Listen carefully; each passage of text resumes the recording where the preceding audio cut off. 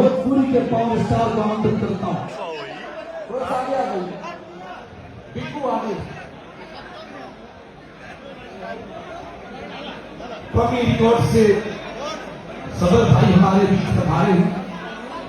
अब अरे उसको काहे के लिए मैं आप सबसे प्रेम करता हूं, कौन सी आपके हैं, कौन सी आप सबको प्यार से मिलता है।